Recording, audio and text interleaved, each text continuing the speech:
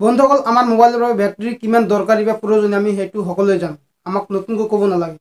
কিন্তু আপোনালোকে জানেনে যে আমাৰ মোবাইলত থকা বেটাৰীটো যদি আমি মুখত লওঁ বা মুখত লৈ কামুৰি দিওঁ তেনেহ'লে আমাৰ কেনেকুৱা ধৰণৰ বিপদ হ'ব পাৰে বা কিমান ডাঙৰ এটা বিপদ হ'ব পাৰে। আপোনালোকে হয়তো এই বিষয়ে নাজানে বা কোনোদিনো শুনা নাই, কিন্তু মই এটা আপোনালোকক ক'ম যে আমাৰ মোবাইলটোৰ বেটাৰী যদি আমি মুখত লওঁ বা মুখৰে আমি টেষ্ট কৰিবলৈ লওঁ তেনেহ'লে আমাৰ কিমান ডাঙৰ এটা ভুল হ'ব পাৰে। তো নমস্কাৰ বন্ধুসকল, মোৰ নাম মালিক, মোৰ লগত আছে লিলি মাষ্টাৰ, মই আছোঁ আপোনাৰ লগত। তো বলক আমি ভিডিঅ'টো আৰম্ভ কৰোঁ। আমি সকলোৱে জানো যে আমাৰ মোবাইলৰ বাবে মোবাইলত থকা বেটাৰীটো বহুত দৰকাৰী।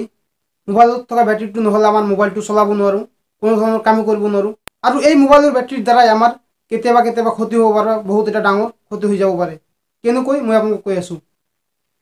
এটা মোবাইলৰ বেটাৰী নিৰ্দিষ্ট সময়ৰ পিছত বেয়া হৈ যায় বা ফুলি যায়, আৰু যেতিয়া বেটাৰীটো ফুলি যায় সেই বেটাৰীটোত চাৰ্জ আছেনে নাই তাক জানিবলৈ আমি জিভাৰে টেষ্ট কৰোঁ বা জিভাৰে সোৱাদ লওঁ।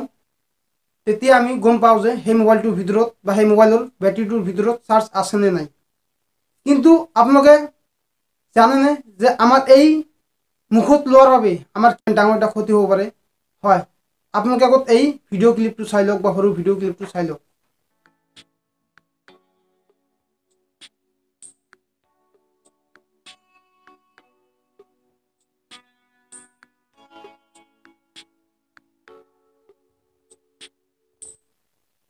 এই ভিডিঅ'টো চাইনাৰ এটা মোবাইল শ্বপত বা মোবাইল দোকানত CCTVত ধৰা পৰিছে।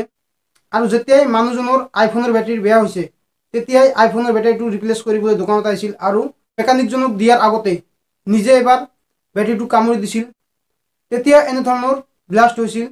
এতিয়া আপোনালোকে প্ৰশ্ন কৰিব পাৰে যে কেনেকৈ আমাৰ এই বেটাৰীটো ফুলি যাব পাৰে বা বেটাৰীটো ফুলি যোৱাৰ পিছত কিয় কামুৰিলে মোবাইলত থকা বেটাৰীটো ব্লাষ্ট হয়। মোবাইলৰ বেটাৰীটো ফুলি যোৱাৰ পিছত ব্লাষ্ট হয় এইকাৰণেই যে আমাৰ মোবাইলত থকা বেটাৰীটোৰ দুটা সাইড আছে, এটা নিগেটিভ পয়েন্ট আৰু এটা পজিটিভ পয়েন্ট।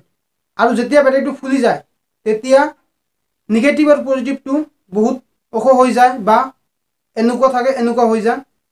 আৰু তেতিয়া যদি আমি বেটাৰীটো কামুৰি দিওঁ তেতিয়াহ'লে নিগেটিভ আৰু পজিটিভ যিটো পয়েন্ট আছে সেইটো একলগ খায় আৰু তেতিয়া আমাৰ মোবাইলৰ বেটাৰীটো ব্লাষ্ট হোৱাৰ সম্ভাৱনা থাকে। সেয়ে বন্ধুসকল আপোনালোকক কৈছোঁ, বেয়া মোবাইলৰ বেটাৰী বা ফুলি যোৱা বেটাৰী এটা কেতিয়াও জিভাৰে টেষ্ট নকৰিব বা মুখত নল'ব।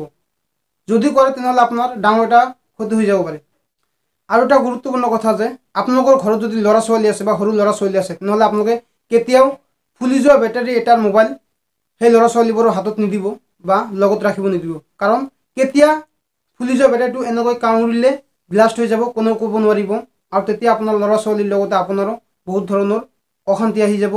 আৰু কথা, আপুনি নিজেও ফুলি যোৱা বেটাৰী এটা বা বেয়া হৈ যোৱা বেটাৰী এটা আপোনাৰ মনত নাৰাখিব বা আপুনি কেতিয়াও দাঁতেৰে এনেকৈ নাকামুৰিব বা জিভাৰে এনেকৈ নেচেলেকিব। আৰু এটা কথা বন্ধুসকল, এই ভিডিঅ'টোৰ জৰিয়তে মই আপোনালোকক এটা গিভৱে দিব বিচাৰিছোঁ। আজিৰ এই ভিডিঅ'টোৰ জৰিয়তে যিটো গিভৱে দিম সেই গিভৱেটো কোনো ধৰণৰ প্ৰডাক্ট নহয় বা মোবাইল ফোন হেডফোন কোনো ধৰণৰ এনেকুৱা প্ৰডাক্ট নহয়। আজিৰ গিভৱেটো হ'ল এটা ৰিচাৰ্জ, জিঅ'ৰ এটা ৰিচাৰ্জ, 149ৰ এটা ৰিচাৰ্জ। মই এই গিভৱেৰ ৰিজাল্টটো দিম আপোনাৰ এসপ্তাহ পিছত, আৰু মই নিজে ৰেণ্ডম চিলেক্ট কৰিম যে কোনে সেইটো পাব। কাৰণ এই এসপ্তাহৰ ভিতৰত যিয়ে এই চেনেলৰ বা এই টেকনিকেল এনালাইচিছ চেনেলৰ ভিডিঅ'বোৰ সদায় চাব, সদায় লাইক কৰিব, কমেণ্ট কৰিব, শ্বেয়াৰ কৰিব, মই তাৰ নামটো চিলেক্ট কৰিম নিজে। আৰু যাৰ লাইকৰ পৰিমাণ বেছি হ'ব বা কমেণ্টৰ পৰিমাণ বেছি হ'ব তাকে মই সেই ৰিচাৰ্জটো দি দিম বা আপোনালোকে সেই ৰিচাৰ্জটো পাব। সেইবাবে বন্ধুসকল আপোনালোকে টেকনিকেল এনালাইচিছ চেনেলৰ ভিডিঅ'বোৰ সদায় চাব, লাইক কৰিব, কমেণ্ট কৰিব, শ্বেয়াৰ কৰিব। যদি এনেকুৱা ধৰণৰ গিভৱে পাব বিচাৰিছে তেনেহ'লে আমাক ছাপোৰ্ট কৰি যাব, টেকনিকেল এনালাইচিছ চেনেলক ছাপোৰ্ট কৰি যাব। আশা কৰোঁ বন্ধুসকল আপোনালোকৰ এই ভিডিঅ'টো ভাল লাগিছে। যদি ভাল লাগিছে তেনেহ'লে লাইক কৰিব, কমেণ্ট কৰিব, শ্বেয়াৰ কৰিব।